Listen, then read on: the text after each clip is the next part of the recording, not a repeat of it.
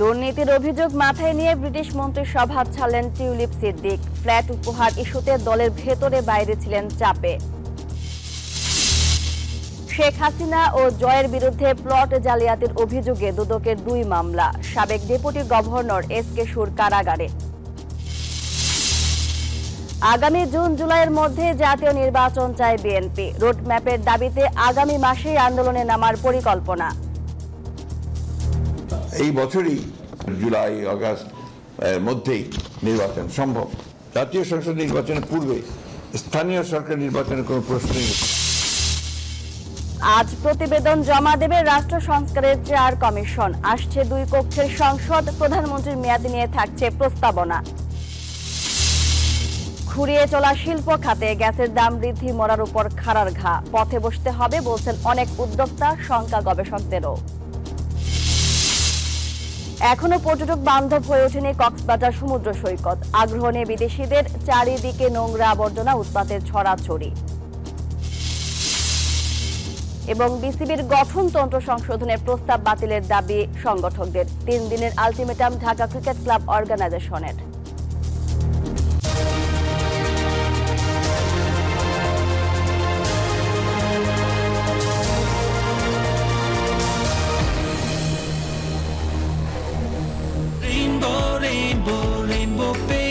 Rainbow Paints, the color of joy.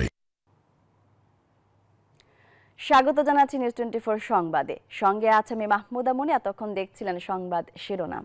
শব্দের আরেক নাম, একদম ইউনিক স্ট্রাকচারাল ডিজাইনের কসমিক ডোর। এর ওয়াল থিকনেস ও রিপ থিকনেস বেশি থাকা থেকে 50 বছরেরও বেশি। কসমিক ডোর, নিশ্চিন্তে 50 বছর। এবার বিস্তারিত। অবশেষে পদত্যাগ করলেন যুক্তরাজ্যের সিটি মিনিস্টার টিউলিপ সিদ্দিক। তার খালা সাবেক প্রধানমন্ত্রী শেখ হাসিনার ঘনিষ্ঠজনদের কাছ থেকে ফ্ল্যাট উপহার নিয়ে ব্যাপক চাপের মুখে ছিলেন তিনি। শেখ রেহানার কন্যার বিরুদ্ধেও ছিল দুর্নীতির অভিযোগও। এসব নিয়ে দলের ভেতর বাহিরে তুমুল সমালোচনার মুখে মঙ্গলবার পদত্যাগের ঘোষণা দেন টিউলিপ। এ তথ্য জানিয়েছে ব্রিটিশ সংবাদ মাধ্যম। দুর্নীতির অভিযোগ মাথায় নিয়েই পদত্যাগ করলেন British city minister tulip Siddique. বাংলাদেশের ক্ষমতাচ্যুত প্রধানমন্ত্রী শেখ হাসিনার ভাগ্নি টিউলিপ সিদ্দিক ব্রিটিশ লেবার পার্টির সরকারের আর্থিক খাতে দুর্নীতির রোধের দায়িত্বে ছিলেন। অথচ তার বিরুদ্ধেই ছিল দুর্নীতি ও ফ্ল্যাট কেলেঙ্কারি সহ বিস্তর অভিযোগ। এমনকি সাবেক এক বাংলাদেশি এমপির কাছ থেকে 2019 সালের ক্রিকেট বিশ্বকাপের 2টি টিকিটও নিয়েছিলেন টিউলিপ। এ নিয়ে কিয়ার স্টারমারের সরকারের ক্যাবিনেটে তাকে সিটি মিনিস্টার পদে অন্তর্ভুক্তি নিয়ে প্রশ্ন ওঠে। দাবি ওঠে শেখ রেহানার কন্যা টিউলিপকে বরখাস্তের। এমনকি এ নিয়ে পার্লামেন্টে বিরোধীদের তোপের মুখে পড়েন ব্রিটিশ প্রধানমন্ত্রী কিয়ার স্টারমার। সর্বশেষ তার পদত্যাগ করা উচিত বলে এক সাক্ষাৎকারে জানান অন্তর্বর্তী সরকারের প্রধান উপদেষ্টা ডক্টর মোহাম্মদ ইউনুস। এরই জেরে যুক্তরাজ্যের সিটি মিনিস্টার পদ থেকে ইস্তফা দেন টিউলিপ। এরই মধ্যে টিউলিপ প্রধানমন্ত্রী কিয়ার স্টারমারের কাছে তার পদত্যাগ পত্র জমা দিয়েছেন। তবে তিনি তার বিরুদ্ধে যে তদন্ত হয়েছে সেখানে মিনিস্ট্রিয়াল ওয়াচডগের উপদেষ্টা লরি ম্যাগনাস তার বিরুদ্ধে মন্ত্রিত্বের নীতি ভঙ্গের কোনো প্রমাণ পাননি বলে দাবি করেছেন বাংলাদেশি বংশোদ্ভূত এই ব্রিটিশ এমপি। তার পদত্যাগপত্র গ্রহণ করে কিয়ার স্টারমার বলেন, বাংলাদেশের সঙ্গে তার পরিবারের সম্পর্কের কারণে মানহানির ঝুঁকির বিষয়ে টিউলিপ আরও সচেতন থাকতে পারতেন। এদিকে পেনশন মন্ত্রী এমা রেনল্ডসকে টিউলিপের স্থলাভিষিক্ত করা হতে পারে বলে জানিয়েছে ব্রিটিশ সংবাদ মাধ্যম। আসমাতুলি, নিউজ 24। এই যে আমার ব্যাংক আরএফএল গ্যাস স্টোভ, এর সায়েন্টিফিক নজল আর ব্রাশ বার্নার তাপকে সমানভাবে ছড়িয়ে খরচ বাঁচায় 25%। আরএফএল গ্যাস স্টোভ নিরাপদ ও গ্যাস সাশ্রয়ী। 304 ফুড গ্রেড স্টেইনলেস স্টিলে তৈরি, যা নিশ্চিত করে জংবিহীন সিঙ্কের আজীবন নিশ্চয়তা। আরএফএল কিচেন সিঙ্ক, স্বাস্থ্যকর কিচেনের চিরস্থায়ী সমাধান। তথ্য গোপন করে এবার নিজ নামে প্লট বরাদ্দ নিয়ে সদ্য ক্ষমতাচ্যুত সাবেক প্রধানমন্ত্রী শেখ হাসিনার বিরুদ্ধে আরও একটি মামলা করেছে দুর্নীতি দমন কমিশন দুদক। একই জালিয়াতির ঘটনায় মামলা হয়েছে শেখ হাসিনা পুত্র সজীব ওয়াজেদ জয়ের বিরুদ্ধেও। বুধবার দুদক মহাপরিচালক জানান, রাজুকের প্লট বরাদ্দের নীতিমালা লঙ্ঘন করে জালিয়াতি ও ক্ষমতার অপব্যবহার করে সরকারি প্লট নিয়ে তাদের বিরুদ্ধে 2টি মামলা করেছে সংস্থাটি।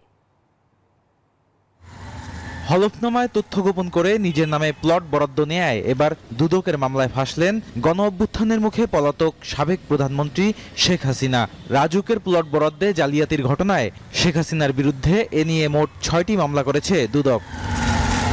দুদক জানায় পূর্বাচলের 27 নম্বর সেক্টরের 203 নম্বর সড়কের অতি মূল্যবান কূটনৈতিক এলাকার 9 নম্বর প্লট বরাদ্দ নেন শেখ হাসিনা। পরস্পর সুবিধা লাভের আশায় জালিয়াতিতে জড়িত শেখ হাসিনা ও 8 কর্মকর্তার বিরুদ্ধে মামলা করেছে সংস্থাটি। পূর্বাচল আবাসন প্রকল্পের অতি মূল্যবান কূটনৈতিক এলাকায় অভিযোগ সংশ্লিষ্ট জনাব শেখ হাসিনার নামে বরাদ্দ প্রদান ও প্লটের বাস্তব দখল গ্রহণ করার অপরাধে আজ একটি মামলা রুজু হয়েছে।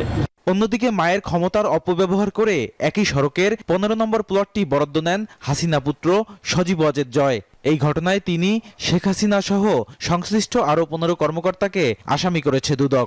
সজীব আহমেদ ওয়াজেদ জয় রাজুকের এখতিয়ারধীন এলাকায় বাড়ি বা ফ্ল্যাট বা আবাসন সুবিধা থাকার পরও তা হলফনামায় গোপন করে পূর্বাচল নতুন শহর প্রকল্পের অতি গুরুত্বপূর্ণ কূটনৈতিক এলাকায় একটি 10 কাঠার প্লট বরাদ্দের ক্ষেত্রে বিধান লঙ্ঘন করা হয়েছে মর্মে অনুসন্ধানকালে প্রাথমিকভাবে প্রমাণিত হয়েছে এবং দুর্নীতি প্রতিরোধ আইন 1947 5-2 ধারায় আরও একটি মামলা রুজু করা হয়েছে।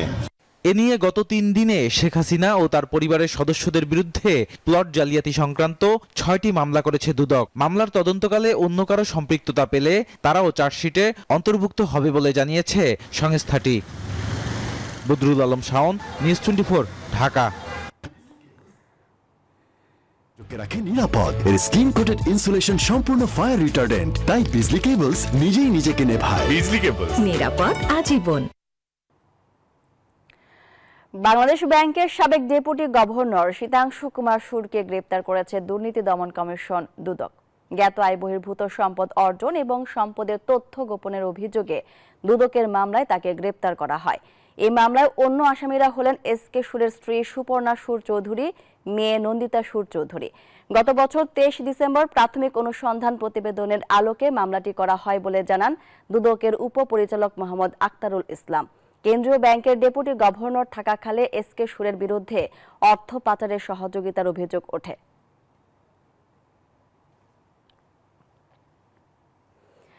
চলতি বছরের জুলাইয়ের মধ্যে নির্বাচনের দাবিতে সরব হচ্ছে বিএনপি। চলতি মাসে ভোটের দিনক্ষণ জানানো না হলে ফেব্রুয়ারি থেকেই আন্দোলনে নামার কথা ভাবছে দলটি।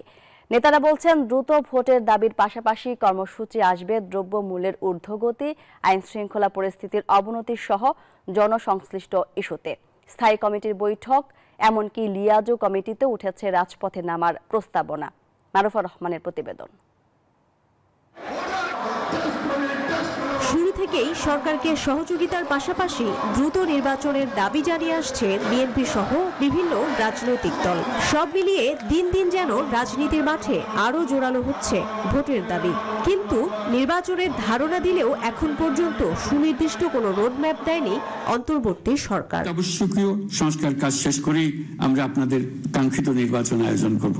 এই নিয়ে এক ধরনের মতবিরোধ সৃষ্টি হয়েছে সরকার ও রাজনৈতিক দলগুলোর মধ্যে। নেতারা বলছেন, একটি সুষ্ঠু নির্বাচনের জন্য বহু বছর আন্দোলন করেছে বিএনপি। দরকার হলে জনগণের ভোটাধিকার রক্ষার দাবি আদায়ে আবারও রাজপথে নামবে দলীয় নেতাকর্মীরা। অজস্র মানুষ গত 10-15 বছর ধরে লড়াই করেছে। বিষয়টা ছিল একটাই, যখন আপনার ভোটাধিকারটা কেড়ে নিয়ে যাবে, সে আপনার বাকি অধিকারগুলো কেড়ে নিয়ে যায়। এটা তো আমরা দেখেছি। এই জন্য প্রাথমিক দায়িত্ব হচ্ছে মানুষের ভোটাধিকার ফিরিয়ে দেওয়া, মালিকানা ফিরিয়ে দেওয়া। ওনারা যত তাড়াতাড়ি একটা দেশকে রাজনৈতিক সরকারের কাছে ক্ষমতা দিয়ে ওনারা যায়, ওনাদেরও সম্মান থাকবে, দেশেরও অনেক বহু গুণে ভালো হবে। কারণ নির্বাচনের মাধ্যমে গণতান্ত্রিক সরকার প্রতিষ্ঠিত না হওয়া পর্যন্ত দেশে যে পরিবেশ আমাদের দরকার, সেটা রাজনৈতিক পরিবেশ আমরা বলি, সামাজিক পরিবেশ আমরা বলি, বিনিয়োগের পরিবেশ আমরা বলি, অর্থনীতির উন্নয়নের জন্য পরিবেশ বলি, এই পরিবেশ সৃষ্টি হবে না। নেতারা বলছেন, বিএনপির দলীয় ফোরামের পাশাপাশি ভোটের দাবিতে নতুন কর্মসূচি দেওয়ার প্রস্তাব এসেছে সমমনাদের পক্ষ থেকেও। তাই সরকারের উচিত বাস্তবতা বিবেচনা করে দ্রুত নির্বাচনী রোডম্যাপ ঘোষণা করা। সরকারের পক্ষ থেকে রোডম্যাপ তো দিতে হবে, ইলেকশন কমিশন তো পুরো স্কেডিউলই ডিক্লেয়ার করতে হবে। এখনো ধরেন অনেক কিছুই তো আছে যেখানে সরকারের ব্যর্থতা আছে। আমি এরকম বলতে পারি সীমাহীন ব্যর্থতা আছে প্রশাসনের ক্ষেত্রে, পুলিশ বলেন বা যাকে আমরা জনপ্রশাসন বলি সেগুলোর কথা বলেন, এরকম বিভিন্ন ক্ষেত্রে আইন শৃঙ্খলা পরিস্থিতি, দ্রব্যমূল্য নিয়ন্ত্রণে, সিন্ডিকেটকে নিয়ন্ত্রণ করা, অনেকগুলো বিষয়। বিএনপি নেতারা বলছেন ভোটের দাবি আদায়ের পাশাপাশি জনসংশ্লিষ্ট বিভিন্ন ইস্যুতে আগের মতোই রাজপথে থাকবে দলটি। মাঠে তো আমরা আছি, যতদিন পর্যন্ত আমাদের এই 18 বছর সংগ্রামের লক্ষ্য অর্জন না হয় ততদিন পর্যন্ত বিএনপি মাঠে ছিল, মাঠে আছে এবং মাঠে থাকবে। প্রস্তুতিটা আমাদের রাজনৈতিক দল হিসেবে তো সেটার প্রস্তুতি সব সময় থাকে আমাদের, এবং নির্বাচন যত ঘনিয়ে আসবে বাকি কাজগুলো করা হবে। বিএনপির অবস্থান গণতান্ত্রিক রাষ্ট্র কাঠামোতে জনগণের মতামতের প্রতিফলন থাকতে হবে, আর নির্বাচনই হচ্ছে তার সবচেয়ে গ্রহণযোগ্য উপায়। মারুফা রহমান, নিউজ 24, ঢাকা।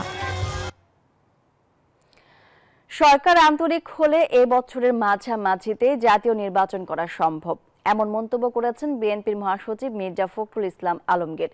গুলশানে বিএনপি চেয়ারপারসনের কার্যালয়ে সংবাদ সম্মেলনে বলেন, জাতীয় নির্বাচনের আগে স্থানীয় সরকার নির্বাচনের প্রশ্নই আসতে পারে না। ভারতের সঙ্গে করা সব চুক্তি জনসমক্ষে প্রকাশের আহ্বান জানানোর পাশাপাশি বিভিন্ন ইস্যুতে কথা বলেন ফখরুল। জানান, আগের চেয়ে শারীরিক ও মানসিকভাবে ভালো আছেন বিএনপির চেয়ারপারসন বেগম খালেদা জিয়া। সোমবার রাতে অনুষ্ঠিত বিএনপির জাতীয় স্থায়ী কমিটির বৈঠকের বিষয় তুলে ধরতে মঙ্গলবার দলের চেয়ারপারসনের গুলশান কার্যালয়ে সংবাদ সম্মেলনের আয়োজন করে বিএনপি। সেখানে দলের মহাসচিব মির্জা ফখরুল ইসলাম আলমগীর বলেন, বিএনপি মনে করে জাতীয় নির্বাচনের আগে কোনো অবস্থাতেই স্থানীয় নির্বাচন আয়োজন করার প্রয়োজন নেই। বলেন, সরকার আন্তরিক হলে চলতি বছরের মাঝামাঝি সময়ে জাতীয় নির্বাচন করা সম্ভব। আমরা মনে করি যে এই বছরই মাঝামাঝি সময়, অর্থাৎ আপনার জুলাই আগস্ট মধ্যেই নির্বাচন সম্ভব।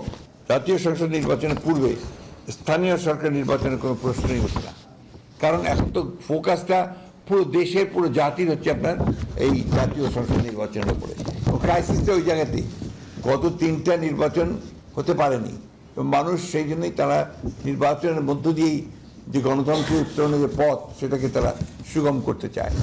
আওয়ামী লীগ আমলে ভারতের সঙ্গে করা সব চুক্তি জনগণের সামনে উপস্থাপনের আহ্বান জানান বিএনপি মহাসচিব। ভারতের সঙ্গে আমাদের যে চুক্তিগুলো আছে সেই চুক্তিগুলোকে জনসম্মুখে উপস্থিত করা উচিত। এমনিতে পার্লামেন্টে করা উচিত ছিল, কিন্তু সেটা জনসম্মুখে উপস্থিত করা উচিত। এবং কোনো চুক্তি গ্রহণযোগ্য হতে পারে না যেটা বাংলাদেশের স্বার্থের বিরুদ্ধে যাবে। নিত্য প্রয়োজনীয় পণ্যের উপর ভ্যাট ট্যাক্স এবং গ্যাসের দাম বাড়ানোর সমালোচনা করে বিএনপি মহাসচিব বলেন, এর ফলে জনদুর্ভোগ আরও বাড়বে। একদিকে নিত্য প্রয়োজনীয় দ্রব্যাদির মূল্য বৃদ্ধি, ক্রমবর্ধমান মুদ্রাস্ফীতি, অন্যদিকে ভ্যাট ও অন্যান্য করের হার বৃদ্ধি অর্থনীতির নেতিবাচক প্রভাব ফেলবে বলে সবাই মনে করে। সংবাদ সম্মেলনে সাংবাদিকদের প্রশ্নের জবাবে মির্জা ফখরুল বলেন, নির্বাচন ইস্যুতে জামায়াতে ইসলামীর সঙ্গে বিএনপির মৌলিক কোনো বিরোধ নেই। জামায়াতে ইসলাম যে ইলেকশন পার্থক্য খুব বেশি আছে তো দেখি না। গত কয়েকদিন আগেও তো উনি বলেছেন যে দ্রুত ইলেকশন নির্বাচন করা দরকার, আগে জাতীয় সংসদ নির্বাচন করা দরকার। লন্ডনে চিকিৎসাধীন বেগম খালেদা জিয়ার শারীরিক অবস্থা আগের চেয়ে ভালো বলে জানান মির্জা ফখরুল। উনি মানসিক দিক দিয়ে, শারীরিক দিক দিয়ে আলহামদুলিল্লাহ আগের থেকে অনেক বেটার। সাইফুল ইসলাম, নিউজ 24, ঢাকা। আজ প্রধান উপদেষ্টার কাছে প্রতিবেদন জমা দেবে 4 সংস্কার কমিশন। এর মধ্যে সংবিধান, নির্বাচন, পুলিশ ও দুদক, এই 4 সংস্কার কমিশন পূর্ণাঙ্গ সুপারিশ জমা দেবে। চলতি মাসের শেষ দিকে সুপারিশ জানাবে জনপ্রশাসন ও আইন সংস্কার কমিশন। এদিকে চাকুরির ক্ষেত্রে পারিবারিক রাজনৈতিক পরিচয় বিবেচনায় না রাখার সুপারিশ থাকছে পুলিশ সংস্কার কমিশনের প্রতিবেদনে। শাহনাজ জাসমিনের রিপোর্ট। গণ অভ্যুত্থানের মুখে ক্ষমতায় আসা অন্তর্বর্তী সরকার প্রথমেই হাত দেয় রাষ্ট্র সংস্কারে। দায়িত্ব নেয়ার 2 মাসের মধ্যে গঠন করে 6 সংস্কার কমিশন। 3 অক্টোবর জনপ্রশাসন, পুলিশ, সংবিধান, বিচার বিভাগ, নির্বাচন এবং দুদক সংস্কার কমিশন গঠন করা হয়। 31 ডিসেম্বরের মধ্যে সুপারিশ জমা দেওয়ার কথা থাকলেও কাজ বাকি থাকায় মন্ত্রিপরিষদ বিভাগ থেকে 15 জানুয়ারি পর্যন্ত সময় বাড়ানো হয়েছিল এই 6 সংস্কার কমিশনের। বুধবার প্রধান উপদেষ্টার কাছে সুপারিশ জমা দিবে পুলিশ সংস্কার কমিশন সহ দুদক, সংবিধান এবং নির্বাচন সংস্কার কমিশন।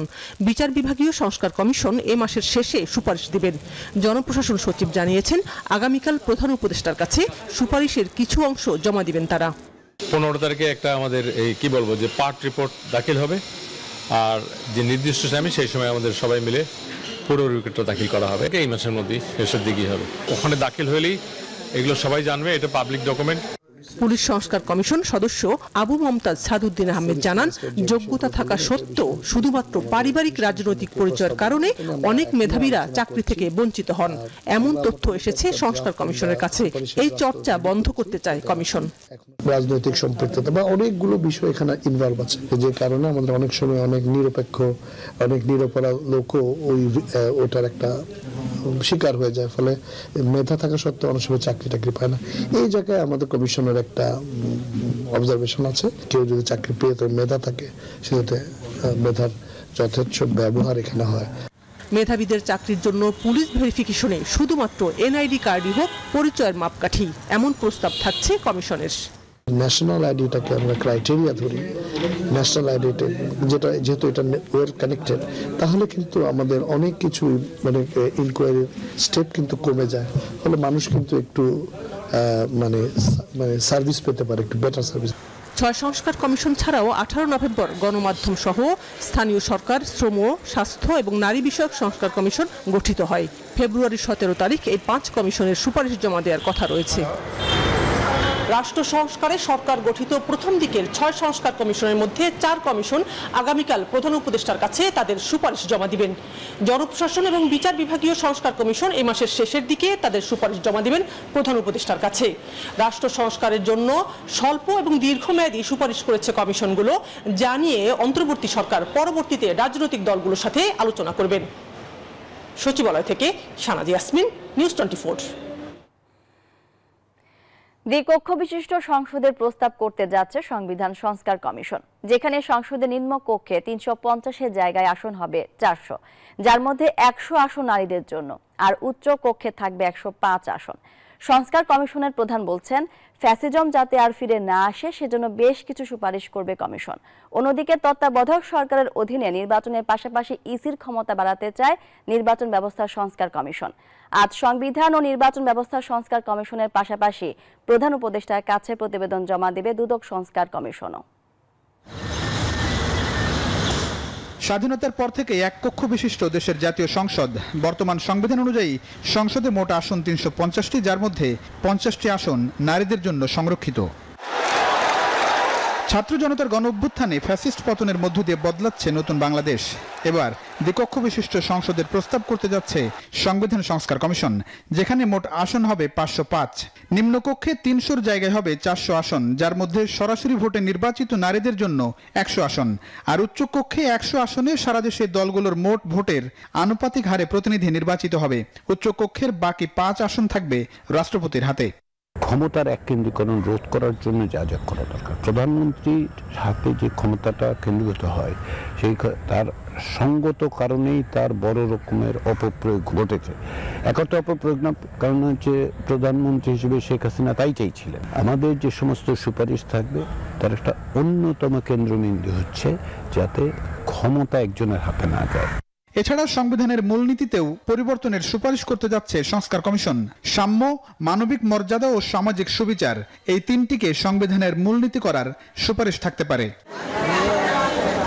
অন্যদিকে সুষ্ঠু ও গ্রহণযোগ্য নির্বাচন ব্যবস্থা গড়ে তোলার লক্ষ্যে প্রস্তাবনা দিচ্ছে নির্বাচন ব্যবস্থা সংস্কার কমিশন। এজন্য তত্ত্বাবধায়ক ব্যবস্থা ফিরিয়ে আনা, ইসির ক্ষমতা বৃদ্ধি, হলফনামায় প্রার্থীর বিদেশের সম্পদের বিবরণ বাধ্যতামূলক করার সুপারিশ করবে কমিশন। পাশাপাশি ফিরতে পারে না ভোটের বিধান।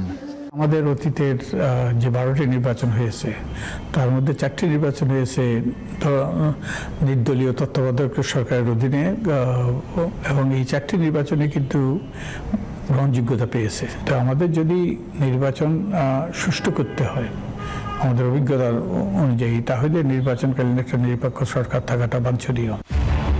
বুধবার প্রধান উপদেষ্টার কাছে প্রস্তাবনা জমা দেবে দুদক সংস্কার কমিশনও। দুদকের চেয়ারম্যান ও কমিশনার নিয়োগ আইনে সংশোধন আনার প্রস্তাব দেবে কমিশন, যেখানে দলীয় প্রভাবমুক্ত যোগ্য ব্যক্তিদের নিয়োগ দিতে রূপরেখা থাকবে। দুদক সংস্কারের যে কার্যক্রম তার সাথে রাজনৈতিক এবং আমলাতান্ত্রিক প্রেক্ষিতের যে সংস্কারের প্রয়োজন অপরিহার্যতা তার সাথে বিচ্ছিন্ন করে দেখার কোনো সুযোগ নেই।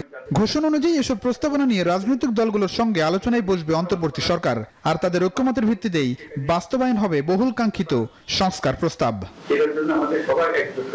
প্লাবন রহমান, নিউজ 24, ঢাকা।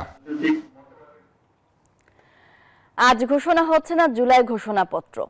বৃহস্পতিবার সর্বদলীয় বৈঠকে সিদ্ধান্ত হবে কি কি থাকবে ঘোষণাপত্রে। সেদিনই তারিখে ঘোষণা করা হবে বলে জানিয়েছেন উপদেষ্টা মাহফুজ আলম। মঙ্গলবার সন্ধ্যায় ফরেন সার্ভিস একাডেমিতে সংবাদ সম্মেলনে মাহফুজ আলম জানান, এই বৈঠকে আমন্ত্রণ জানানো হবে না জাতীয় পার্টিকে। এ সময় মাহফুজ বলেন, জুলাই ঘোষণাপত্রের ব্যাপারে রাজনৈতিক দলগুলোর সাথে আলোচনা হয়েছে, খসড়া তৈরি করা হয়েছে। খসড়ার ধারাগুলোতে মোটামুটি সবাই একমত, তবে কিছু কিছু ধারা নিয়ে রাজনৈতিক দলগুলোর আপত্তি আছে।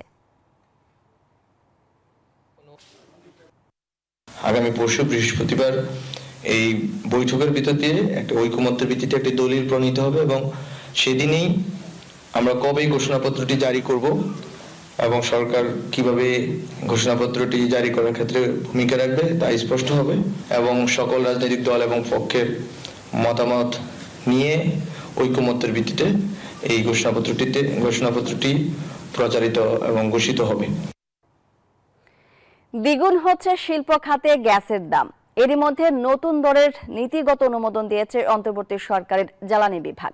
ব্যবসায়ীদের অভিযোগ, সুদহার বৃদ্ধি, ডলার সংকটে কাঁচামালের অভাব, শ্রমিক অসন্তোষ সহ নানা কারণে খুঁড়িয়ে খুঁড়িয়ে চলছে শিল্প খাত। এই অবস্থায় গ্যাসের দাম দ্বিগুণ করলে পথে বসতে হবে উদ্যোক্তাদের। গবেষকরা বলছেন, নতুন দর সংকটে ফেলবে এই খাতকে। বিস্তারিত রিয়াদ সুমনের বিশেষ প্রতিবেদনে। ডলার সংকট, আমদানি কড়াকড়ি, সুদের উচ্চ হার, আইন শৃঙ্খলা পরিস্থিতির অবনতি সহ নানা জটিলতায় সময় পার করছে দেশের বিভিন্ন পর্যায়ের শিল্প খাত। আছে বাড়তি দর দিয়েও গ্যাস না পাওয়ার চরম ভোগান্তি। বিদ্যমান এসব সংকটের মধ্যেই নতুন করে শিল্পে গ্যাসের দাম 152% পর্যন্ত বা 2.5 গুণ বাড়ানোর প্রস্তাব দিয়েছে অন্তর্বর্তী সরকারের জ্বালানি বিভাগ। প্রস্তাব অনুসারে নতুন কারখানাগুলোতে বর্তমান দরের চেয়ে 2.5 গুণ বেশি দামে গ্যাস কিনতে হবে। পুরনো শিল্প কারখানায় লোড বাড়াতে চাইলেও গুনতে হবে নতুন মূল্য। তথ্য বলছে, বর্তমানে শিল্প কারখানার গ্রাহকদের প্রতি ঘনমিটার গ্যাস কিনতে হচ্ছে 30 টাকায়, ক্যাপটিভে 30 টাকা 75 পয়সা। বিআরসিতে পেট্রোবাংলার পাঠানো প্রস্তাবে নতুন দাম ধরা হয়েছে 75 টাকা 72 পয়সা। পুরনোদের ক্ষেত্রে যদিও কিছুটা ছাড় থাকছে ওই প্রস্তাবে। গ্যাসের নতুন মূল্য ওনারা বৃদ্ধি করতে চাচ্ছেন বা আমাদেরকে গ্যাস নতুন একটা দামে দিতে চাচ্ছেন। কেন মূল্য বৃদ্ধিটা ঘটছে সেটারও একটা যৌক্তিক ব্যাখ্যা বা কারণ আমাদের সাথে যদি আলোচনা হতো তাহলে হয়তো আমরা উপকৃত হতাম। নিরবচ্ছিন্ন সরবরাহের কথা বলে গেল 2 বছর আগে শিল্পের গ্যাসের দাম 150 থেকে 178% পর্যন্ত বাড়ানো হয়। বাড়তি খরচ করেও সংকট কাটেনি, উল্টো অনেক কারখানা বন্ধ হয়ে গেছে। এই অবস্থায় গ্যাসের মূল্য বাড়ানোর উদ্যোগ শিল্পের জন্য হুমকি বলে মনে করেন উদ্যোক্তারা। একই মার্কেটে আমরা রপ্তানি করি, কিছু ব্যক্তি আমরা 30 টাকার গ্যাস ইউজ করব বা 31.5 টাকার গ্যাস ইউজ করব, আর কিছু ব্যক্তি 70 টাকার গ্যাস ইউজ করবে। ফলে সেখানে কিন্তু একটা আনহেলদি আনফেয়ার কম্পিটিশন হবে। সেই কম্পিটিশনে গিয়ে আন্তর্জাতিক বাজারে টিকে থাকা খুব কঠিন হবে। গবেষক ও জ্বালানি বিশেষজ্ঞরা বলছেন, গ্যাসের উচ্চ মূল্য দিয়েও ব্যবসায়ীরা জ্বালানির নিশ্চয়তা পাবেন কিনা তা নিয়েও আছে শঙ্কা। বর্ধিত মূল্য সরকারকে দেবার মাধ্যমে গ্যাসের সরবরাহ নিশ্চিত করা যাবে না। তার কারণ হলো ব্যবসায়ীরা তাদের বর্ধিত মূল্যটি টাকায় দিলেও বর্ধিত গ্যাসের সরবরাহটি এলএনজি আমদানি করে করতে হবে এবং এলএনজি আমদানির জন্য সরকারের বেশি মাত্রায় ডলার দরকার, টাকা নয়। সুতরাং বর্ধিত টাকা দিয়ে কিন্তু ডলারের সংকট মেটানো যাবে না। এমন করে বিদ্যুৎ এবং জ্বালানি দিতে হবে যাতে করে আমাদের এই যে এক্সপোর্ট ওরিয়েন্টেড ইন্ডাস্ট্রি যেগুলো আছে তারা যেন ক্ষতিগ্রস্ত না হয়, তাদের জন্য কোনো রকমের শর্টফল না হয়। এ বিষয়ে জানতে বাংলাদেশ এনার্জি রেগুলেটরি কমিশন এবং পেট্রোবাংলার কার্যালয়ে গিয়েও কর্তৃপক্ষের কোনো মতামত পাওয়া যায়নি। রিয়াদ সুমন, নিউজ 24, ঢাকা। কক্সবাজার সমুদ্র সৈকতে বিদেশি পর্যটক আসে না কেন, এর কারণ জানতে খুব বেশি মাথা ঘামাতে হয় না। নোংরা আর আবর্জনার ছড়াছড়ি চারদিকে। রাতের বেলায় নেই বিনোদনের কোনো ব্যবস্থা, নিরাপত্তার অভাবও বড় কারণ। সঙ্গে রয়েছে নানান ধরনের উৎপাত। সব মিলিয়ে এখনো পর্যটন বান্ধব হয়ে উঠতে পারেনি বিশ্বের সবচেয়ে দীর্ঘ এই সৈকত। নাইমাল জিকোর প্রতিবেদন, ক্যামেরায় ছিলেন জহিরুল ইসলাম টুটুল। কক্সবাজারের সুগন্ধা সৈকত, বালিয়াড়ির ওপর ঝুপড়ি ঘর গড়ে তৈরি হয়েছে মার্কেট। আরেক পাশে মাছের পসরা, পাশেই ফেলা হচ্ছে উচ্ছিষ্ট। কারবারের নিয়ন্ত্রণ রাজনৈতিক নেতাদের হাতে। মাছ ও ঝিনুকের এই মার্কেট পেরিয়ে চোখে পড়ে সৈকতের কিছুটা অংশ, যেখানে পানিতে গা ভাসান পর্যটকেরা। তাদের সঙ্গে ভেসে বেড়ায় ময়লা আবর্জনাও। এখানে দেখা মেলে শত শত ভাসমান শিশু কিশোর ও ফটোগ্রাফারদের। গায়ে হাত দেয়া, ভিক্ষা চাওয়া, মালিশ করে দেয়ার বায়না ধরে বিরক্ত করা হয়। এসব থেকে যেন মুক্তি নেই। দিনভরই চলে হকারদের হাক ডাক। এছাড়াও আছে ছবি তুলে দেওয়ার কথা বলে প্রতারণার অভিনব কৌশল। যেখানে অনেক ব্রকাররা আছে যারা ঝামেলা করতেছে আর কি। ওনাদেরকে বলে যে আমরা ছবি এতগুলো উঠাবো, তো আপনি মনে করেন ওরা 3 ডাবল 4 ডাবল ছবি উঠাই ফেলে। তোমার ছবি একটা উঠেছে, আগে 100টা বানাবো, 100 টাকা দিতে হবে আমাকে। এগুলা দুই পরিষ্কার থাকতো, আরো সুন্দর দেখাইতো। আছে সৈকত ব্যবস্থা কমিটি, কিন্তু তাদের কার্যক্রম আছে কতটা? বিদেশি পর্যটক টানতে বিশেষ কি ব্যবস্থা আছে এখানে? 2-3 দিন দেখে যাতে টায়ার্ড না হয়, আমরা বেশি দিন যাতে ধরে রাখতে পারি কক্সবাজারের পর্যটকদেরকে, সেই ব্যবস্থা থাকতে হবে। ফিশ ফ্রাই কার্ড নিবে, ঝিনুকের কার্ড নিবে, দোকান নিবে, এই নিবে, ওদের লুপটাই তাকে মূলত বীজটাকে জুবড়ি পরিণত করা। যারা বীজ ম্যানেজমেন্ট কমিটিতে শুরু থেকে আজ পর্যন্ত যারা আসছে, আমরা সর্বশেষ যাদেরকে দেখেছি, সকলের লক্ষ্য উদ্দেশ্য একটা, বীজটাকে খণ্ড খণ্ড করে নিজেরা বাগবাটোয়ারা করে খাওয়া। বিচ ম্যানেজমেন্ট কমিটির প্রধান জেলা প্রশাসক, তিনি অবশ্য নিয়মিত তৎপরতার দাবি করছেন। হকার ফটোগ্রাফারদের বিরক্তির কারণ বলতে নারাজ তিনি। এগুলো কিন্তু না আমাদের পর্যটকদের সেবার জন্য, এগুলো আপনি জ্বালাতন শব্দটা আসলে কতটুকুই হবে। হ্যাঁ, তবে আমরা চাইছি, আমরা উদ্যোগ নিয়েছি যে রেসপন্সিবল ফটোগ্রাফার তৈরি করতে। আমরা ইতিমধ্যে 400 জনকে প্রশিক্ষণ দেওয়ার কার্যক্রম শুরু হয়েছে। জেলা প্রশাসক জানান, কক্সবাজারের বিভিন্ন দর্শনীয় স্থান পরিদর্শনে সুবিধা করে দিতে একটি অ্যাপ তৈরি করা হচ্ছে। বিচ ম্যানেজমেন্ট কমিটি থাকা সত্ত্বেও কার্যত কোনো ভূমিকা না থাকায় সুগন্ধা বিচ এখন পরিণত হয়েছে ময়লার ভাগার। দখলে গেছে ঝুপড়ি দোকানগুলোর। এসব উচ্ছেদের মাধ্যমে সৌন্দর্য বৃদ্ধি করা গেলে বিদেশি পর্যটকরা আকর্ষিত হবে বলে মনে করছেন সংশ্লিষ্টরা। নাইম আলচিকো, নিউজ 24, কক্সবাজার। ধানমন্ডির বাংলাদেশ আই হসপিটালে 1.5 বছরের এক শিশুর ভুল চোখে অস্ত্রোপচার করার অভিযোগ উঠেছে। বাম চোখের বদলে অপারেশন করা হয়েছে ডান চোখে, এমন দাবি করেছেন শিশুর স্বজনরা। তারা জানান, ইর্তিজা নামের 1.5 বছরের শিশুর বাম চোখে সমস্যার কারণে তাকে বাংলাদেশ আই হসপিটালে নেওয়া হয়। চিকিৎসক বাম চোখে সমস্যা নিশ্চিত করলেও অপারেশন থিয়েটারে নিয়ে ডান চোখে অস্ত্রোপচার করা হয়। ঘটনায় দোষীদের শাস্তি দাবি করেছেন তারা। এদিকে তদন্তের আশ্বাস দিয়েছে হাসপাতাল কর্তৃপক্ষ। অভিযোগ পেলে ব্যবস্থা নেওয়ার কথা জানিয়েছে ধানমন্ডি থানা পুলিশ। যখন বের করলো তখন ওর সেন্স আসতেছে তার একটু পরে আমরা ওর বাবা ওকে কোলে নিয়ে বলতেছে, আরে ওর তো মানে ডান চোখ অপারেশন করে ফেলছে, ওর তো বাম চোখ করার কথা ছিল।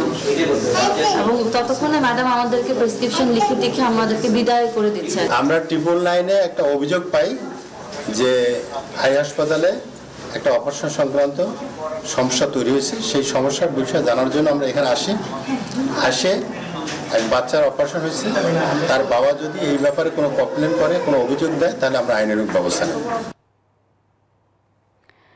পুলিশের 40তম ব্যাচের সাব ইন্সপেক্টর পদ থেকে অব্যাহতি পাওয়া আমরণ অনশনকারীদের সরিয়ে দিয়েছে পুলিশ। চাকুরিতে পুনর্বহালের দাবিতে এই কর্মসূচি চলছিল। মঙ্গলবার রাতে সচিবালয়ের 1 নম্বর গেটের সামনে থেকে তাদের তুলে দেয় পুলিশ। আন্দোলনকারীদের দাবি, শান্তিপূর্ণ কর্মসূচিতে গভীর রাতে লাঠিচার্জ ও জল কামান ব্যবহার করা হয়েছে। পুলিশ জানিয়েছে, সচিবালয় এলাকায় 144 ধারা জারি থাকায় অনশনকারীদের সরিয়ে দেওয়া হয়েছে। কোনো রকম বল প্রয়োগ করা হয়নি। এর আগে রাজশাহীর সারদা পুলিশ একাডেমিতে শৃঙ্খলা ভঙ্গের দায়ে 310 এসআইকে অব্যাহতি দেওয়া হয়। প্রতিবাদে কয়েকদিন ধরে সচিবালয়ের সামনে বিক্ষোভ করেছিলেন তারা। এই শীতকালে একটু কুকুর বিড়ালের গায়েও কেউ মনে হয় এভাবে জল ছিটায় না। তারা আমাদেরকে বুলেট মারতে পারতো, একবারই বুলেট মারুক না, আমরা তো মরতেই আসছি, আমাদের হারানোর কে আছে? তোমরা চলে যাও, আমরা দেখতেছি তোমাদের জন্য কি করতে পারি। কিন্তু তারা আসছে, কখন আসছে? মধ্যরাতে। কি করতে আসছে?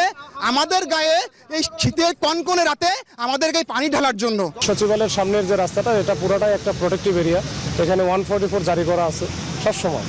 তো এইটা একটা সেন্সিটিভ এলাকা, এখানে এমনিতেই আপনারা জানেন কিছুদিন আগে একটা অগ্নিকাণ্ডের ঘটনা ঘটে। এখন এইখানে যদি একটা দুর্ঘটনাও ঘটে, সেক্ষেত্রে কিন্তু এই যে যারা বসে আছে এরা আসলে বুঝতেছে না, তখন ড্রাইভারটা কিন্তু তাদের উপরে অনেকটা অংশে যাবে। লাঠি চার্জের মতো কোনো ঘটনা আমরা ঘটাই নাই, আমরা জাস্ট একটু, ওরা তো আমাদেরই একটু সদস্য ছিল, বা হয়তো বা সামনে হয়তো অনেক ফিরেও পাইতে পারে, তো আমরা ওইদিকে যাই নাই, আমরা জাস্ট একটু ওদেরকে সরানোর জন্য হয়তো বা কিছু হালকা আমরা ঠেলা পুশ করছি আর কি, যে ঠেলা দিয়ে আমরা নিয়ে আসি। নিউজ 24 সংবাদে নিচ্ছে একটা বিরতির, সঙ্গেই থাকুন।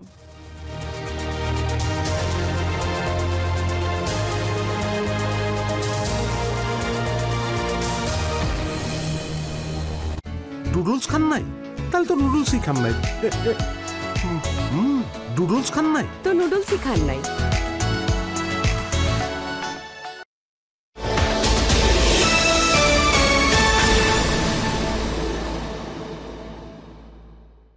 ভাই, এটা তো জিপি সিম না যে সবকিছু মিলাইয়া 1 নম্বরটা পাইবেন।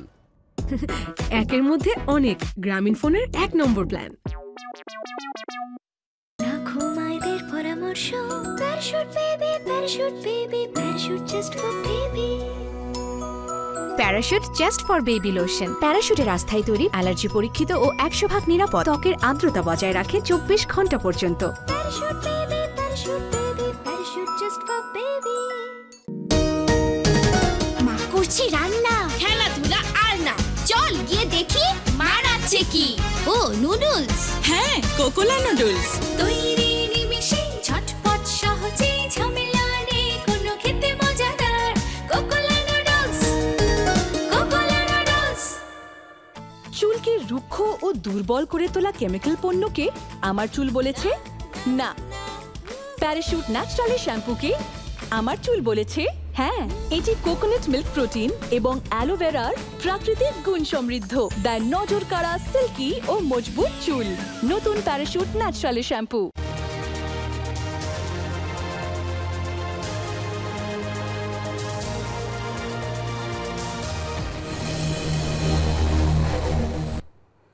স্বাগত একবার নিউজ 24 সংবাদে।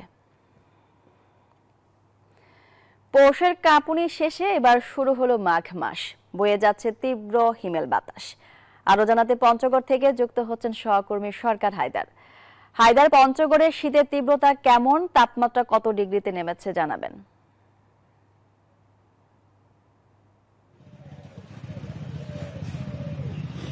শুভ সকাল মাহমুদা মুনি। আজকে মাঘের প্রথম দিন।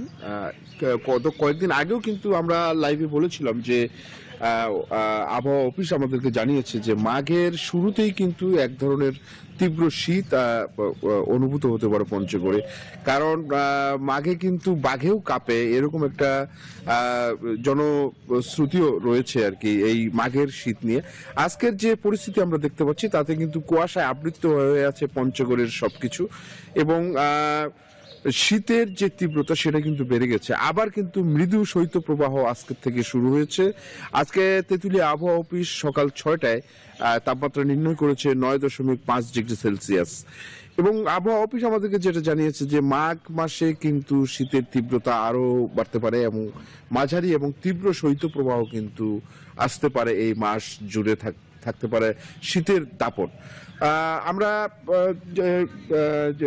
হাসপাতালগুলোতে খবর নিয়েছি, এখন পর্যন্ত গত কয়েকদিনে কিন্তু হাসপাতালে রোগীর সংখ্যা কমেছিল, এবং এখন কি পরিস্থিতি দাঁড়াবে সেটা কিন্তু বলা যাচ্ছে না। তবে ডাক্তাররা পরামর্শ দিচ্ছেন যে শিশু এবং বয়স্কদের সাবধানে রাখতে এবং তাদেরকে উত্তাপের সঙ্গে যাতে রাখা হয় এবং গরম পানি ব্যবহার করার জন্য এই ধরনের তারা কিন্তু পরামর্শ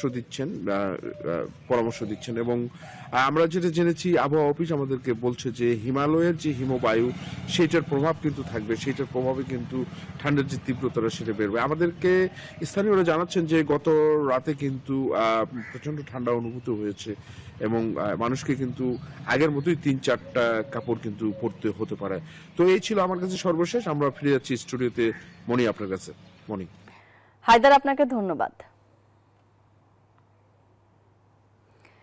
প্রতি বছর খেজুরের কাঁচা রস পান করে নিপা ভাইরাসে আক্রান্ত হন অনেকেই, তাই এই বিষয়ে থাকতে হবে সতর্ক।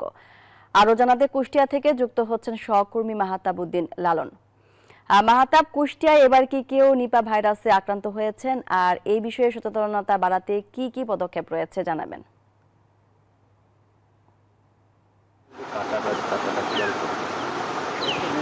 মনি, এই বছর নিপা ভাইরাসে আক্রান্ত হওয়া কোনো রোগীর খোঁজখবর কিন্তু আমরা এখন পর্যন্ত পাননি। আপনি জানেন যে আসলে কুষ্টিয়াতে কিন্তু খেজুরের রস যেহেতু পাওয়া যায়, গাছিরা এখানে খেজুরের রস তৈরি করে থাকেন, তো সেই ক্ষেত্রে এই খেজুরের রস থেকে কিন্তু নিপা ভাইরাসটি বেশি ছড়ায় বলে চিকিৎসকরা জানিয়েছেন। চিকিৎসকরা বলছেন যে আসলে নিপা ভাইরাসটি মূলত আসলে বাদুর থেকেই আসলে ছড়িয়ে থাকে। তো এই খেজুর রস যেহেতু রাত্রিবেলা গাছিরা সংগ্রহ করে থাকেন, তো সেই ক্ষেত্রে এই খেজুর রস থেকে কিন্তু নিপা ভাইরাসটি ছড়ানোর সম্ভাবনাই বেশি।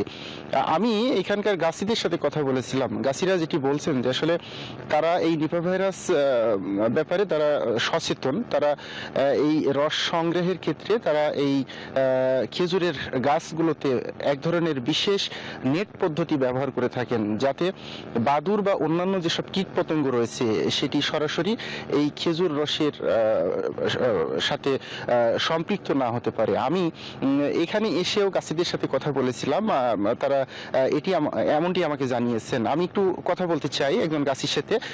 আমাকে একটু বলবেন যে নিপা ভাইরাস সম্পর্কে আপনারা জানেন কিনা, বা এটি প্রতিরোধে আপনারা কি কি ধরনের ব্যবস্থা বা পদ্ধতি ব্যবহার করেন? জি, আমরা নিপা ভাইরাস এর পদ্ধতি আমরা নেট ব্যবহার করি গাছে। যে রসগুলো আমরা কাঁচা রসগুলো মানুষকে খাওয়াই, প্রত্যেকটা গাছ নেট দিয়ে সুন্দর করে আমরা ঢেকে রাখি। আর অবশ্যই নিপা ভাইরাস সম্বন্ধে অবগত আছি। আর রস তো আমি খাই, আমার পরিবারের লোকও খাই। অবশ্যই সচেতন থাকা দরকার। শুধু বাইরের লোক দিই তো তাও তো না, নিজের পরিবারের লোকও খাই। শুনছিলেন একজন গাছি বলছিলেন যে আসলে তারা এই যে রসগুলো সংগ্রহ করেন, সেই রসগুলো আসলে তারা নেট ব্যবহার করেন, এক ধরনের প্লাস্টিকের নেট, যেটি আসলে এই গাছে ব্যবহারের ফলে বাদুর বা অন্যান্য যেসব কীট পতঙ্গ রয়েছে সেটি সরাসরি কিন্তু এই রসের সাথে সম্পৃক্ত হতে পারে না। আমি চিকিৎসকদের সাথে কথা বলেছি, যা তারা বলছেন যে এই রস খাওয়ার ক্ষেত্রে, কাঁচা রস খাওয়ার ক্ষেত্রে একটু সাবধানতা অবলম্বন করতে হবে। পাশাপাশি এই রস থেকে যেসব গুড় তৈরি হয়, সেই গুড়টি 70 থেকে 80 ডিগ্রি সেলসিয়াস তাপমাত্রায় কিন্তু আসলে সব ধরনের ভাইরাসই কিন্তু নির্মূল হয়। সেক্ষেত্রে তারা পরামর্শ দিচ্ছেন যে 80 থেকে 90 ডিগ্রি সেলসিয়াস তাপমাত্রায় যদি এই গুঁড়োগুলো তৈরি করা হয়, তাহলে এই গুঁড়োগুলো সম্পূর্ণ নিরাপদ, এবং এটি খেলে আসলে কোনো ধরনের কোনো পার্শ্ব প্রতিক্রিয়া আসলে তৈরি হওয়ার কথা না। তো এই ছিল আসলে আমার কাছে কুষ্টিয়ার খেজুর রস এবং গুড় নিয়ে এবং নিপা ভাইরাস সচেতনতা নিয়ে সর্বশেষ। মাহমুদমণি। মাহতাব, আপনাকে ধন্যবাদ। আমি এই চেয়ারে বসবো না। বাচ্চু ভাই, এই চেয়ারকে ভয় পেও না। ডেন্টিস্টের পরামর্শে নাও নতুন কোলগেট অ্যাক্টিভ সোল, যা দাঁতের সমস্যা শুরু হওয়া মাত্রই থামিয়ে দেয়। না থাকবে ব্যথা, না থাকবে ভয়। রাস্তা সংস্কারের অজুহাতে এলজিডির লাগানো গাছ অবৈধভাবে কাটার অভিযোগ উঠেছে বান্দরবান সদরের স্থানীয় এক আওয়ামী লীগ নেতার বিরুদ্ধে। নিলামে গাছ কেনার দাবি করলেও কোনো দালিলিক প্রমাণ মেলেনি। বান্দরবান প্রতিনিধি মোহাম্মদ হোসেন সম্রাটের তথ্যচিত্রে ডেস্ক রিপোর্ট।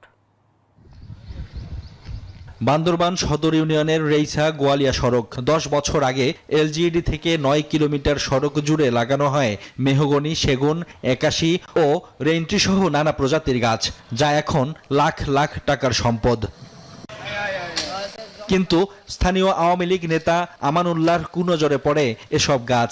সড়ক সংস্কারে ইউনিয়ন পরিষদ থেকে নিলামে কিনে নেয়ার দাবি তুলে গাছ কাটার মহোৎসব চলছে, ফলে গাছ শূন্য হচ্ছে সড়ক। দুই পাশে যে গাছগুলো আছে এগুলো আওয়ামী লীগ নেতা আমানুল্লাহ কিনে নিয়েছে। এখন আমরা ওনার আন্ডারে লেবার হিসেবে আসে এগুলো গাছ কেটেছি। গাছগুলো কাটতেছি গয়লেগুলো রাস্তার পাশে দুই পাশে। এখন আমরা রাস্তা বড় করার জন্য গাছ কাটতেছি। রাস্তা সংস্কার করতে অল্প কিছু গাছ কাটা হচ্ছে বলে দাবি আওয়ামী লীগ নেতার ঘনিষ্ঠ স্বজনদের। যে পাশে গাড়ি চলাচলের জন্য স্বাভাবিক করতেছে, ওই পাশে গাছ যে কয়েকটা আছে সামনে, ওগুলো জাস্ট ওইগুলো কাটতেছে। যে গাড়ি চলাচলের জন্য সুবিধার্থে, সবগুলো না, কালভার্টের আশেপাশে যেগুলো পড়ছে এগুলো কাটতে। এদিকে নিলামে গাছ বিক্রির কোনো প্রমাণ নেই বলে জানিয়েছেন ইউনিয়ন পরিষদের চেয়ারম্যানও। পূর্বে চেয়ারম্যান থাকাকালে অবস্থা অনেক কিভাবে নিলাম দিচ্ছে, কিভাবে কি করছে সেটা কিন্তু আমি জানা নাই। আমি দায়িত্ব নেওয়ার পরে সে এই আমাকে সহ মামলা করে দিচ্ছে ওই ইউএনও এবং এলজিডি বিভাগকে। এলজিইডির লাগানো গাছ নিলামে কেনার দাবি করলেও কোনো দালিলিক প্রমাণ দেখাতে পারেননি গাছ খেকো আওয়ামী লীগ নেতা আমানুল্লাহ। এমনকি গণমাধ্যমেও কথা বলেননি তিনি। Desk report, news 24। এলো instant milk powder happy cow, যেমন সাশ্রয়ী তেমনি পুষ্টিগুণে ভরপুর। আর এটা নিউজিল্যান্ডের গরুর দুধ। হ্যাপি কাউ, গরুর দুধের স্বাদ সবাই পাক। নিউজ 24 সংবাদে নিচ্ছে আরো একটি বিরতি, সঙ্গেই থাকুন।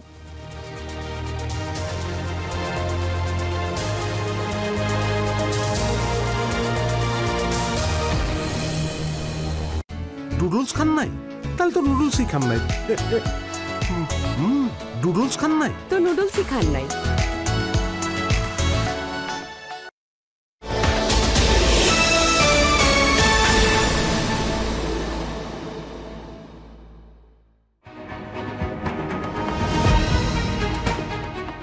Cricket is more than just a game in Bangladesh. It's a way of life. At Boshundhara Cricket Network, we are turning those dreams into reality with world-class facilities, cutting-edge technology, and expert coaches. Your passion, our commitment. Together, we will make your cricketing dream come true.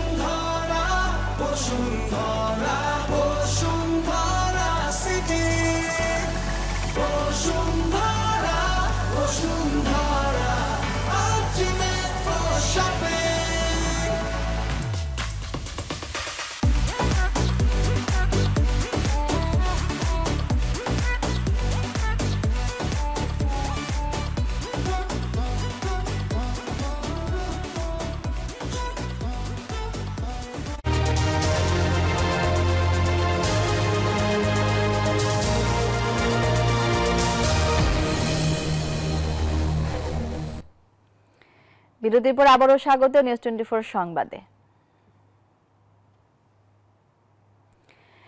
দিনের আলোয় রং বেরঙের ঘুড়ি ওড়াউড়ি, মাতামাতি, নাটায়ে বাঁধা সুতো কাটাকাটি আর এ ছাদ থেকে অন্য ছাদে উকি ঝুঁকে, এতটুকুতেই আটকে থাকছে না পুরনো ঢাকার ঐতিহ্যবাহী সাকরাইন। পৌষের শেষ দিনের উৎসবটিতে বাড়তি আবহ যোগ করে ফানুসের রঙিন আভা, আতশবাজির আলো এবং লেজার শোয়ের ঝলকানি। এমন দুর্দান্ত মুহূর্তে দেশি বিদেশি উৎসব প্রেমীদের আগমনে নাচে গানে মাতোয়ারা বুড়িগঙ্গা তীরের বাসিন্দারা। সাথে পুরানো ঢাকার স্টাইলে বিশেষ মেহমানদারি তো আছেই। শেখ জালালের ছবিতে আরো জানাচ্ছেন বনি আমিন। মানুষের সাকরাইনের সাকরাইন মানেই ঘটা করে ঘুড়ি উৎসব, যার আনুষ্ঠানিকতা শুরু হয় বিকাল 4টা থেকে।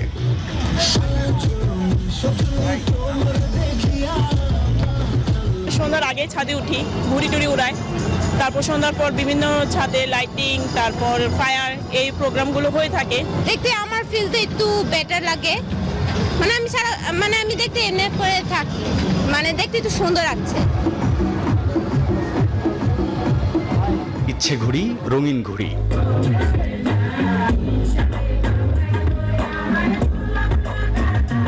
হাতে নাটাই বাঁধা অথচ সুতোই বাঁধা রঙিন ঘুড়ি আনন্দ ছড়াচ্ছে আসমান জুড়ে, যেটা আবার ছড়িয়ে পড়ছে দিক বিদিকে সবার মনে।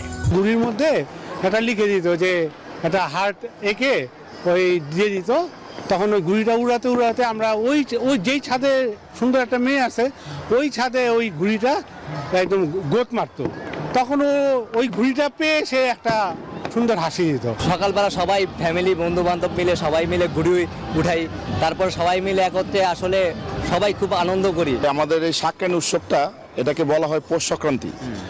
আর কালের বিবর্তনে আমরা এই পৌষ সংক্রান্তিটা হারিয়ে ফেলছি। এখন আমরা ডিজিটাল যুগে প্রবেশ করেছি, এটা আমাদের ডিজিটাল মতো হয়ে গেছে।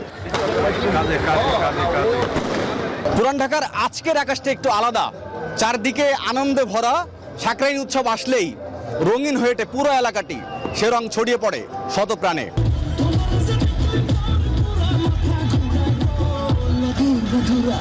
আর সূর্য ডোবার পর আবহাওয়াটা হয় আরো দারুণ। বুড়িগঙ্গার তীরে মানুষের মনে লাগে আধুনিক রং। আগুন খেলার সাথে চলে লেজার শো আর আতশবাজির বর্ণিল আয়োজন। পৌষ সংক্রান্তিতে এভাবেই নাচে গানে আর আনন্দে শেষ হয় সাকরাইন উৎসব। বনিয়ামিন, নিউজ 24, ঢাকা। এবার আন্তর্জাতিক সংবাদ।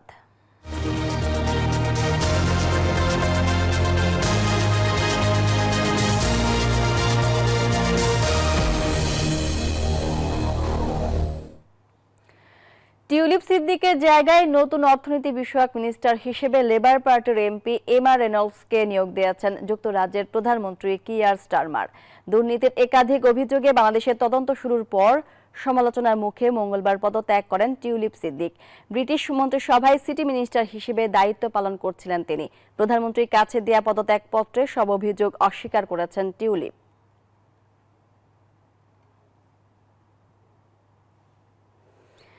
দক্ষিণ কোরিয়ায় অভিশংসনের মুখে পড়া প্রেসিডেন্ট ইউন সুককে দ্বিতীয় দফায় গ্রেপ্তারের চেষ্টা চলছে।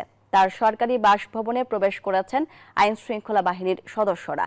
দেশটির আদালত গ্রেপ্তারি পরোয়ানার মেয়াদ বৃদ্ধি করায় এই পদক্ষেপ। এদিকে প্রেসিডেন্টের বাসভবনের বাইরে ভিড় করেছেন ইউনের সমর্থকরা। বিরোধীরাও সেখানে অবস্থান নিয়েছেন। পরিস্থিতি নিয়ন্ত্রণে মোতায়েন রয়েছে প্রায় 1000 পুলিশ সদস্য। গত ডিসেম্বরে আকস্মিকভাবে সামরিক আইন জারি করেন ইউন। তীব্র প্রতিবাদের মুখে কয়েক ঘন্টা পর তা তুলেও নেন। এরপর পার্লামেন্টে অভিশংসনের মুখে পড়েন তিনি। গতকাল এর শুনানি ছিল, তবে তিনি তাতে হাজির হননি।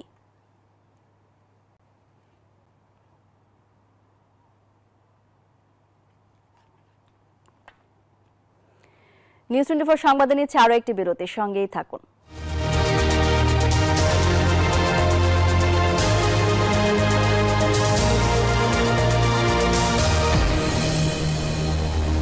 নুডলস খান নাই? তাহলে তো নুডলসই খান নাই। নুডলস খান নাই তো নুডলসই খান নাই।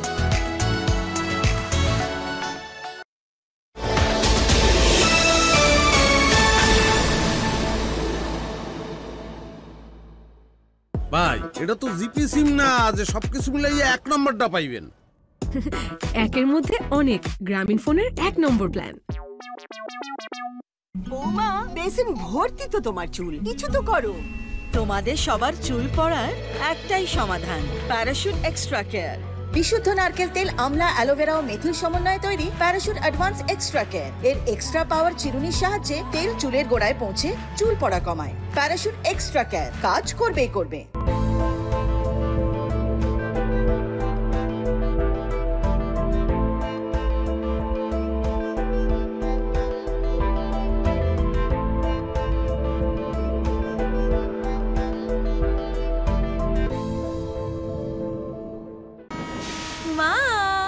বাসায় চল। রেগে আছো কেন? চুলগুলো তো নষ্ট করেছিস। সারপ্রাইজ! এত সুন্দর চুল। প্যারাশুট অ্যাডভান্সড বেলি ফুল, এতে আছে নারকেল তেল আর মেথি, যার পুষ্টি চুলকে করে ঘন ও স্বাস্থ্যোজ্জ্বল। প্যারাশুট অ্যাডভান্সড বেলি, creating the perfect launchpad for the future stars of Bangladesh cricket. This isn't just a cricket academy, it's where dreams take flight, where the future of Bangladesh cricket is built. For the millions of aspiring cricketers across the country, your journey starts here. Boshundhara Cricket Network, shaping tomorrow's champions today. Your passion, our commitment. Together, we will make your cricketing dream come true.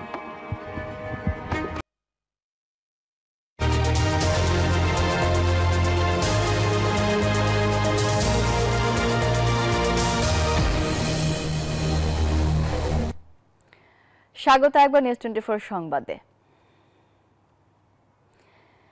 এবার জানাবো খেলার সংবাদ। গঠনতন্ত্র সংস্কারে নেমে বিপাকে পড়ল Bangladesh cricket board.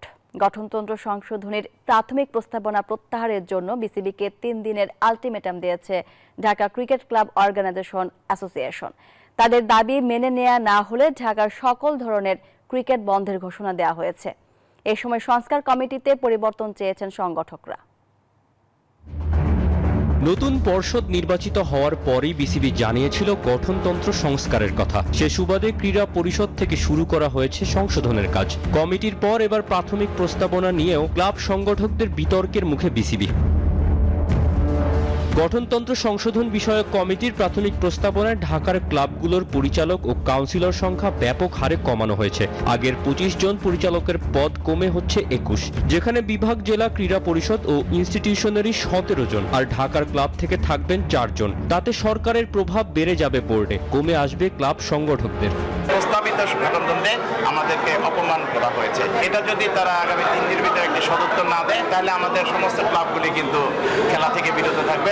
আগামী 72 ঘন্টার মধ্যে এই সংশোধনী প্রস্তাবনা বাতিলের আলটিমেটাম দিয়েছে Dhaka cricket club organisation association. এমনটা না হলে ঢাকার সব লিগ বয়কটের ঘোষণা দিয়েছেন ক্লাব সংগঠকরা। এই প্রক্রিয়াটা যদি স্টপ হয়ে যায়, তাহলে আমরা ধরে নিন আমরা 12 জনে আছি। এই গঠনতন্ত্র অ্যামেন্ডমেন্ট কমিটিটাও পরিবর্তন চাই আমরা।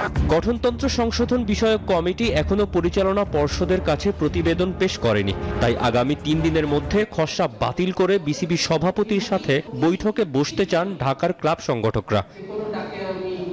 তৌসিফুল হাসান, নিউজ 24। এই ছিল নিউজ 24 সংবাদে। আরো সংবাদ বিশ্লেষণ জানতে ভিজিট করুন news24bd.tv। ধন্যবাদ সবাইকে।